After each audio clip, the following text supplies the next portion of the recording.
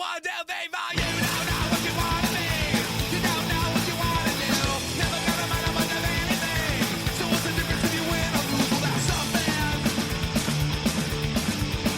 Well, isn't that something? You've done nothing wrong, but it's never your fault. You've done nothing. Hello, this is Brain on Drugs, and this is the Punk Rock Psychiatrist. Alright, so it's exciting. We've got to our final medication in the antidepressant series. However, we're probably only about 60% through the series. I'm going to have a lot of other topics related to how to use these meds, how to switch, how to stop, how to use them in different populations, from women to elderly to pregnancy to children.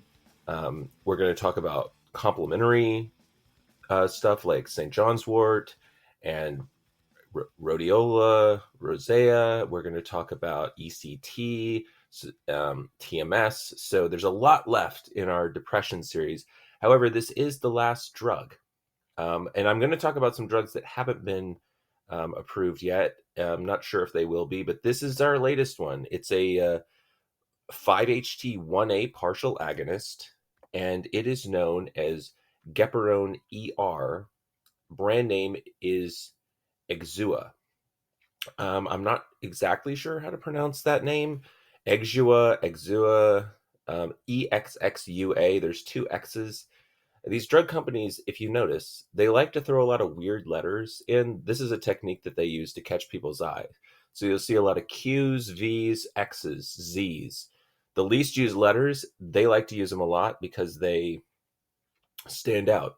Think about something like Quvivic or Qsimia or Vilazodone, Ziprasidone, right? We're using a lot of Z's, X's, Q's to try and catch the ear, right? And I think the EX in Exxua stands for extended release. And that's why this product is known as Gepirone ER and not just simply Gepirone. But for simplicity's sake, we probably call it Gepirone because there is no non-extended release Gepirone product available. All right. This was just approved in 2023, which was just a little over a year ago. And you're probably hearing the ending of this medication sounds familiar, sounds like buspirone. That's because these are very similar medications. However, they are also very different. They're both azapirones, and there's actually, in the past, buspirone was the only azapirone. Now we have two, and there's actually two more that are not FDA approved in the United States. We have tandospirone, which is used for depression and anxiety, and paraspirone, which is used for psychosis, because it also blocks D2 and 5-HT2A. So it, even though it's an azapirone, it has antipsychotic properties. And both of those are approved in Japan. I think one of them is approved in China as well, but not in the USA and Canada or Europe. All right. So what is the mechanism of Gepirone ER? It is a 5-HT1A receptor partial agonist, similar to buspirone. And also, it has an active metabolite, 1-PP, that is also, buspirone has this active metabolite. Now, 1-PP is an alpha-2A antagonist. All right. And if you remember, that's what mirtazapine does. And so it can increase norepinephrine and serotonin. And so this is maybe where we're getting this antidepressant quality from, right? And from what I've read, I've read that Gepirone has more of this metabolite activity than buspirone. I don't have numbers. I don't have a reason why. That's just something I read. Perhaps it's true. Perhaps that's why it works better for depression and buspirone for anxiety. You would think Gepirone would also work for anxiety. You would think buspirone would also work for depression. I'm sure that buspirone's been tested for depression and probably not found to be significant. So never was approved for that. However, buspirone's effect size for anxiety is about 0.17, which is about as low as you can go. It's barely better than placebo. And I mean, Gepirone's really no different. It we'll go through the history of it and like how it's taken forever and why to get approved, but this is not a great medication. Um, I actually had an idea when I was doing the last episode that I'm going to make it. So there's so many antidepressants, right? And I kind of throw out my opinion. Oh, I hate this med, or I love this med, or this is a decent med, or this is a med you might want to use sometime. But whenever in a couple episodes, we're going to have like how to select an antidepressant. And I'm going to have a tier list that I've created. I've created my own personal tier list. I'm sure your tier list will be different than mine. From, what's S tier, which is like the superlative tier, A, B, C, D, E, F. F is the fail. And little preview, Gepirone's the only medication in the F tier. This, in my opinion, is the worst antidepressant. Now, it's only been out for a year, so how can I say that? Well, let's get into it. Um, Also, that alpha 2A antagonism can lead to dizziness, nausea, and headache. So, some of the side effects are coming from that. Um, and as I mentioned, this medication is only approved for major depression. A little bit about pharmacokinetics. So Cmax is reached within 6 hours. That's the max concentration. So that's about when that's maxing out. But that's less important because you get to steady state, right? But it has something to do with maybe how often you need to take it. This is a medication that is affected by food, however.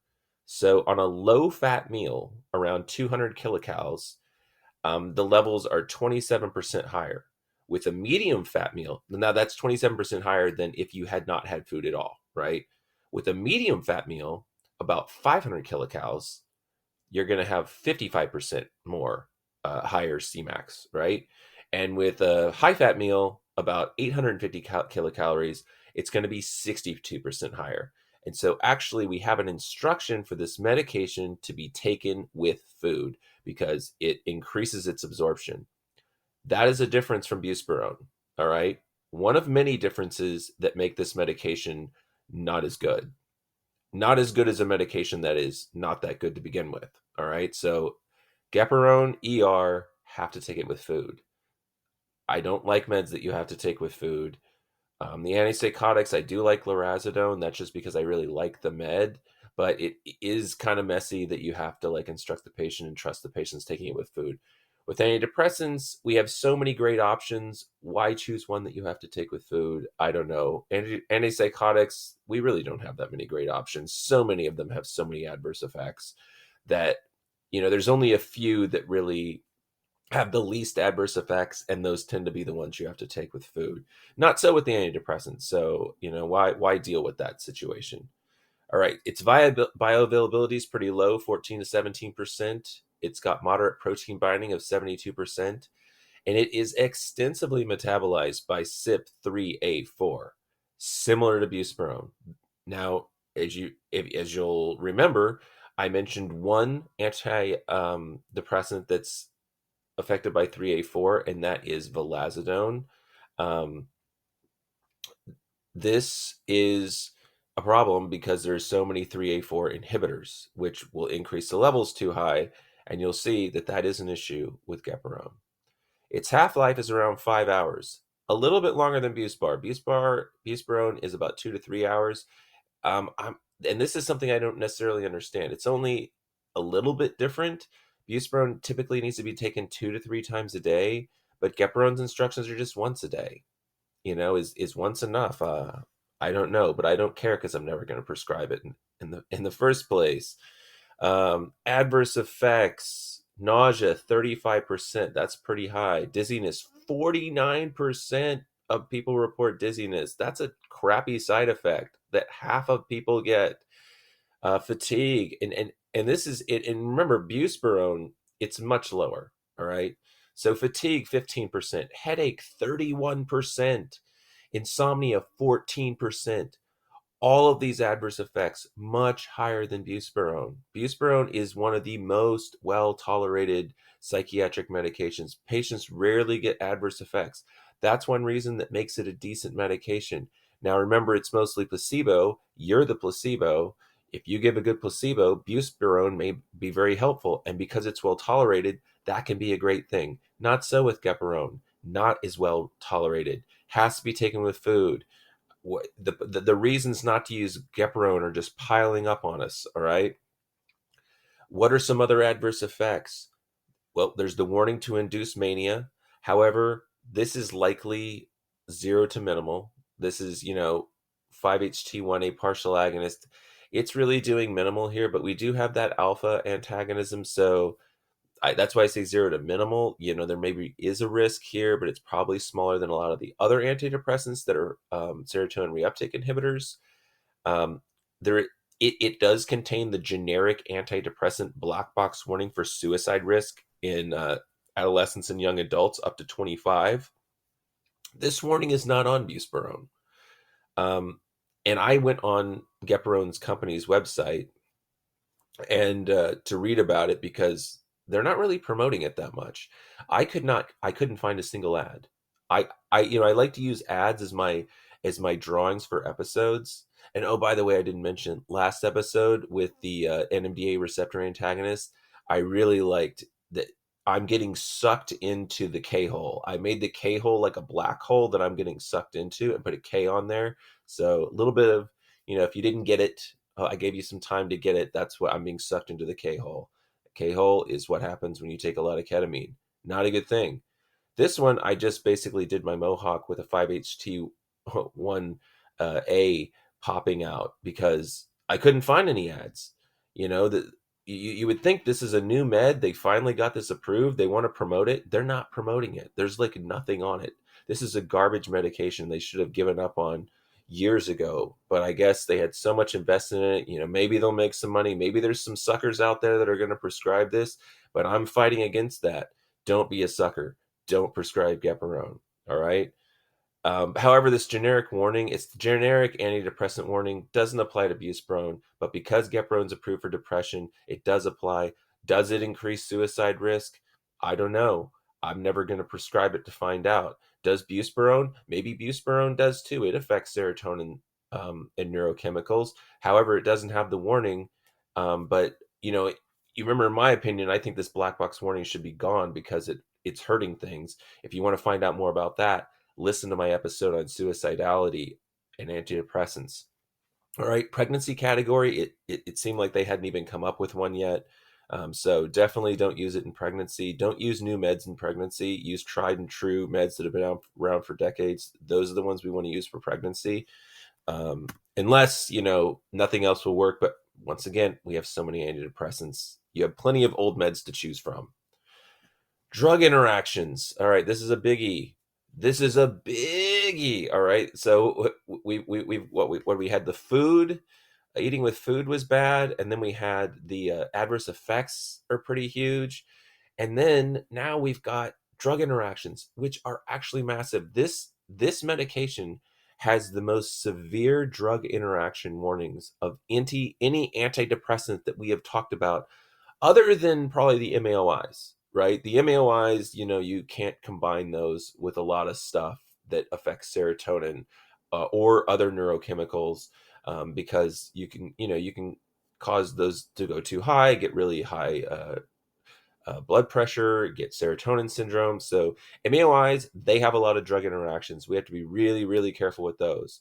The rest of our meds, we've got drug interactions to worry about. We've always got drug interactions to worry about unless something's renally cleared. And up to this point, the only med we've talked about that's renally cleared is desvenlafaxine. So it's the only med that is not affected at all, right? So, but every other antidepressant that we've talked to up to this point is metabolized by the CYP system, all right? This is no different. However, it's very susceptible to 3A4. In fact, it has an X rating. That's the highest level of rating when combined with certain 3A with strong CYP 3A4 inhibitors. And it's got a D rating, which is the next highest rating for moderate inhibitors. Oh, inhibitors and inducers. Inducers, is it really an X rating for inducer? You're making the drug useless. I don't know if that's an X, but I mean, why give a med to somebody who it's going to be completely useless because it was induced to nothing. So with our strong inhibitors inducers, inhibitors can increase its levels by five-fold. That's bad. And you're going to find out why. Because buspirone has the same vulnerabilities. In fact, there are some inhibitors that can increase buspirone by up to 9 to 10 times. Why are we so worried about gepirone being increased that much? You're going to find out in a second. You're going to find out why it's an X and not a D. All right. Inducers can decrease the levels of gepirone by 20 to 29 fold. That is incredible. Like you give carbamazepine with gepirone and you didn't take gepirone. It's gone immediately, right? Do not combine these strong inhibitors inducers. So this is another thing you have to do. Do you know what a which inhibitors are strong and which ones are moderate? You may not. I'm going to have an episode on that, but we haven't covered it yet. It's something that you're going to have to look up. You're going to have to see if we have this X rating. And also I'd worry about the D rating. So, like I said, moderate inhibitors and inducers have a D rating. Inhibitors can increase the levels by 2.5-fold. That's still bad. Strong can increase it by 5. So, we're looking at 2.5 to 5 time fold increase with 3A4 inhibitors. And there's a lot of 3A4 inhibitors. Grapefruit juice is a 3A4 inhibitor. Seville oranges are a 3A4 inhibitor. There are tons of meds that are 3A4 inhibitors. And it could happen with this medication, and then we increase the levels, and that's bad, and you're going to find out why in a second. All right. We also have the contraindication with concurrent use or within 14 days of stopping an MAO inhibitor. However, this risk is likely much less because it's not a reuptake inhibitor. So much less risk there, but I still would caution against it. Serotonin syndrome, we're mainly looking at 5-HT2A. There's probably not much of that going on. Maybe a little bit because of there's some the metabolite has that alpha 2 antagonism that can increase serotonin, so maybe a little bit there, but much less risk than our other meds.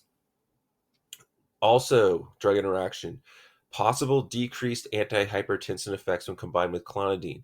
We had that same thing with mirtazapine because of the 5-HT, or sorry, the alpha 2 antagonism. All right. And here's the big one. Here's the thing that makes this F tier: caution with use with other QT prolongating agents. Let's talk. I did a whole series on QT prolongation. And when I did that episode, I didn't realize quite the significance of Gepirone when it comes to QT. And I should have mentioned it then, but I had not learned it yet. And this is why we have X ratings when we inhibit the CYP3A4, because increasing Gepirone levels increases its risk of QT prolongation, and its QT prolongation risk sounds like it's actually pretty bad. Let's look into it. What does the drug company say? What do they say about their own drug? The label instructs. This is what you have to do if you're going to prescribe Gepirone.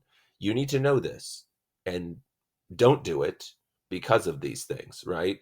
So the label instructs: measure QTC at initiation, dose adjustments, and periodically. So the drug company is so concerned, or the FDA, to make them put this warning on there, is so concerned about the QT prolongation of this medication that you have to get an EKG before you give them the med, anytime you adjust the dose, and I mean, periodically. What is that? Every 3 months, every 6 months, probably at least every 6 months. Also, you have to correct electrolyte abnormalities prior to initiation. What does that mean?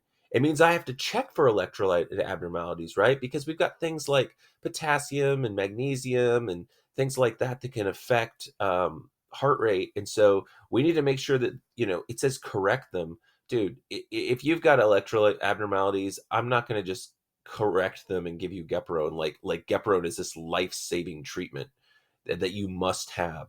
No, I mean, I'm not doing it. I'm not going to give anyone this medication in the first place.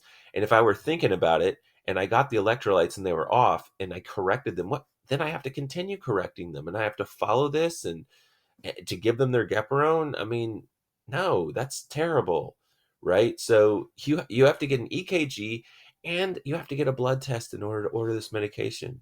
And I know a lot of you out there order blood tests for antidepressants. I don't recommend it personally. Um, Maybe I'm going to check some things. I'm going to have an episode about what to check. I might check thyroid just to see if that's the cause. Vitamin D, I'm not really going to deal with. I don't think that checking that and correcting it makes any difference at all. Um, I might look for anemia. I might check iron, especially on menstruating females. But I'm generally not checking, and you might be in the elderly, might want to keep an eye on sodium. But for most patients, for most healthy young patients with no risk factors, I'm not really checking labs. But if I give somebody Gepirone, not only do I have to order a friggin' EKG, I have to check their electrolytes. Holy crap. And then here's the instruction: do not initiate if QTC is greater than 450. 450 ain't that high. I'll tell you that. You know, you can give somebody pretty much any QT prolongating medication with a QTC of 450. You check it afterwards and see what happened to it, but they don't say don't give it. I mean, maybe there's one out there, but not a psych drug. Let's talk about the two psych drugs that have the highest level of warning for QTC prolongation. First, Mellaril, thioridazine, old first generation antipsychotic that is Melaril's not on the market anymore. The brand thioridazine might be floating out there. I mentioned before, I did see it in prison when I was a medical student. It might exist. Thioridazine has a black box warning. And its black box warning, the instructions are not as strict as Gapirone's warning. Thioridazine's black box warning states avoid combination with other QTC prolongating drugs, avoid with patients with long QT syndrome, and avoid with history of cardiac arrhythmia. It says nothing about having to get an EKG, nothing about not initiating if QTC is greater than 450, nothing about correcting electrolytes. Most patients are not taking another QTC prolongating drug, don't have long QT, and don't have a history of arrhythmia, so you are free to give most patients thioridazine. Not the case with Gepirone. Not the case. Why does thioridazine have a black box warning and Gepirone doesn't? I'm not sure. Ziprasidone, this is another one we think about. Ziprasidone, also known to prolong QTC, doesn't require an EKG. Citalopram's another one, doesn't require an EKG. Here's the thing: 2 times the max dose of Gepirone led to 18 millisecond prolongation. All right, now I want to go ahead and go back and look at my slide that I had for QTC prolongation. And remember when we talked about that, I had a list of the milliseconds that we could expect for those medications. If we see what's kind of the worst, trimipramine was our worst, 18.6 milliseconds. Clomipramine, 18.4. Meprodoline, 13.9. Let's go down to something, citalopram, 12.8. Doxepin, 12.8. All right. So I need to add this to my chart on here. It's right up there with trimipramine and clomipramine at double the dose. That's pretty significant. I mean, they're probably not going to take double the dose, but this is one of our worst QTC prolongating agents that we could possibly give, which is, pretty bad for us, right? And then when we're dealing with the 3A4 inhibitors and how they're so susceptible to that, and this patient starts drinking grapefruit juice and you didn't know it or they didn't think about it, and then they're getting a freaking heart arrhythmia and dying of torsades, right? So not good. Let's talk about the advantages and disadvantages. All right. I've already told you the disadvantages. We'll summarize those. For the advantages, all right. Now, one benefit of this medication is potentially similar efficacy as to other antidepressants without the serotonergic adverse effects. So remember, we don't have the reuptake, so we're not increasing serotonin at all receptors. We're only really hitting 5-HT1A. So, sexual dysfunction is probably not going to be an issue on this med. Same with buspirone. And, with buspirone, we know that it can help with sexual dysfunction when we add it to an SSRI. So we may get that benefit from Gepirone. It's weight neutral. So unlike the SSRI, the serotonin reuptake inhibitors, it's weight neutral and it's not sedating. So sexual dysfunction, weight, and sedation, we're doing better. All right. And then, but with buspirone, remember, we get all those same benefits. Another advantage, buspirone's got the twice to three times a day dosing. This is once daily dosing, so that's a good thing. And it, even though it's highly affected by CYP enzymes, it doesn't affect others. I mentioned that there's a few of those: mirtazapine, vilazodone, venlafaxine, desvenlafaxine. I need to add Gepirone to that list. It is another one that it does not inhibit or induce any CYP enzymes, but it is, and most of those are affected by them. And Gepirone, the most of those. All right, so that's my advantages. I don't really have much good to say about it. Those advantages to me are not really things that are worth prescribing this med. Disadvantages, I got a long list. There's some new ones in here that I didn't even mention. But we got to highlight QT prolongation risk appears to be extremely significant. You have to do frequent EKG monitoring, electrolyte testing. It makes prescribing really difficult. If this were like a miracle cure that like had like an effect size of 1.0, then I'd be like, hell yeah, I'll do this. I'll take the risk with the QTC prolongation. I won't take the risk, but I'll get the EKGs. I'll go through what I have to go through to prescribe it because it's such a great med. Unfortunately, not only is it no better than the other meds, but it's probably actually a little bit on the lowest side of effectiveness.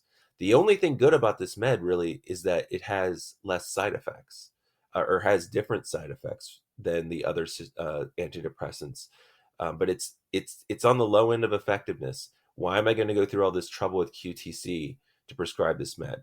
All right, that's disadvantage number one. Number two, let's talk about the history of this med. It was developed in 1986, and the FDA declined approval at least four times. I'm aware of four times the FDA said no.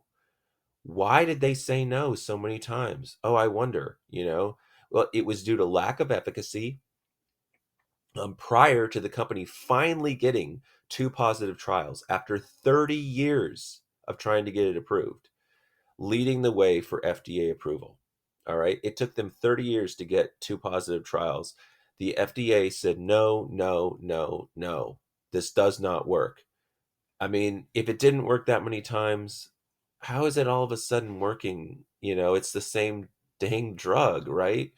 It's that just shows you that it barely beats placebo, and maybe statistically one time it was just a little bit better. Other disadvantage, have to take it with food. That's a huge pain. Are patients actually going to do it? Are they actually going to get drug in their system? All right. All the adverse effects, dizziness, nausea, headaches, pretty significant. 30 to 50%. I mean, 50% nausea, or was it 49% dizziness? That's pretty awful.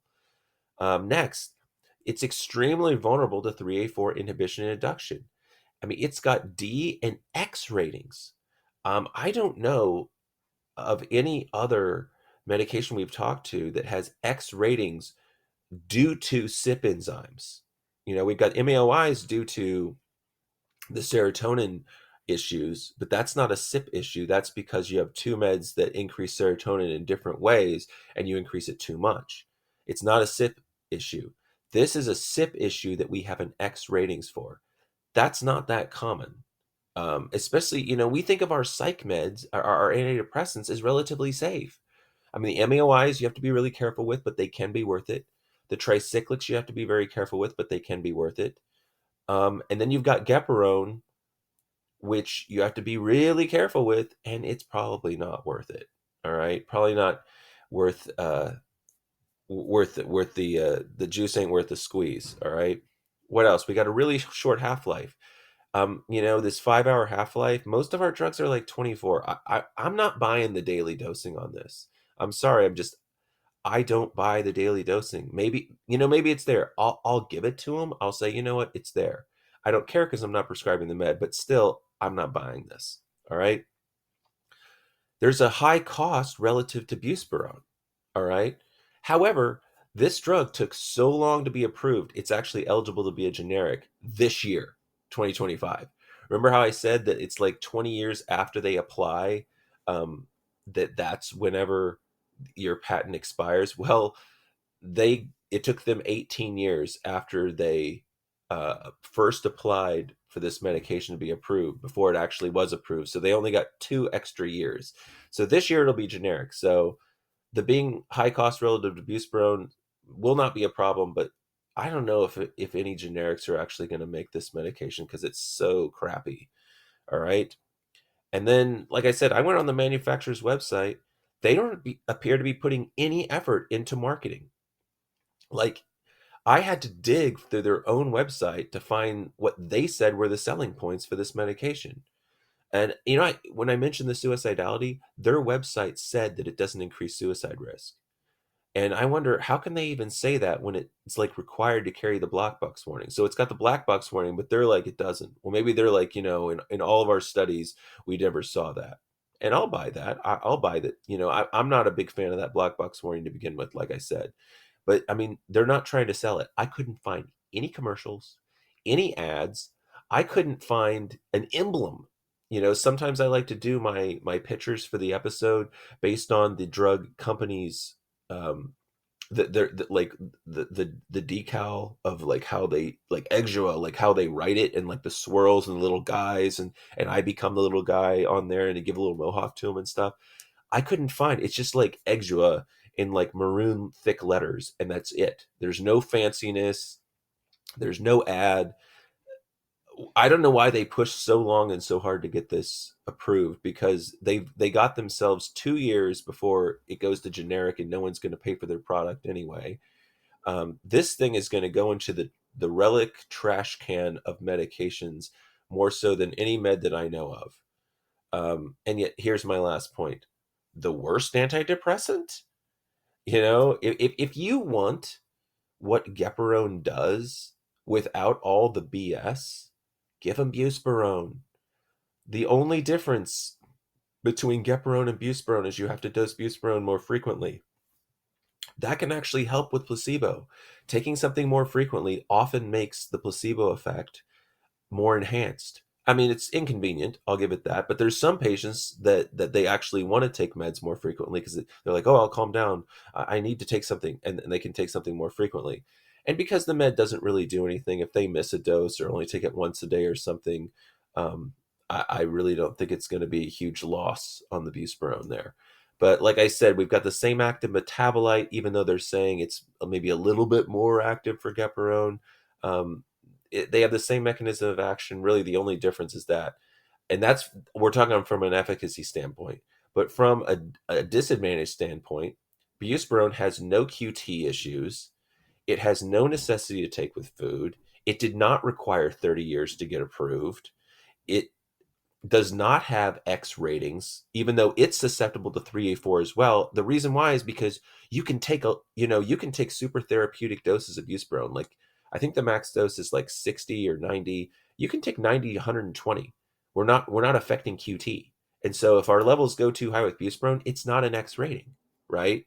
It is susceptible to 3A4 inhibition, but it's not dangerous, okay?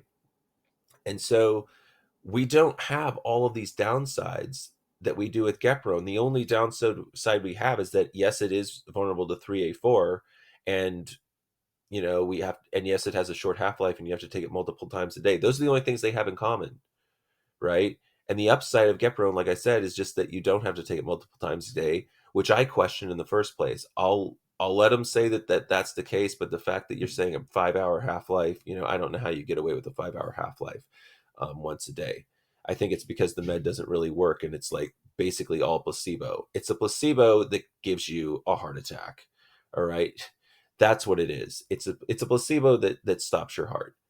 That's what we have right here.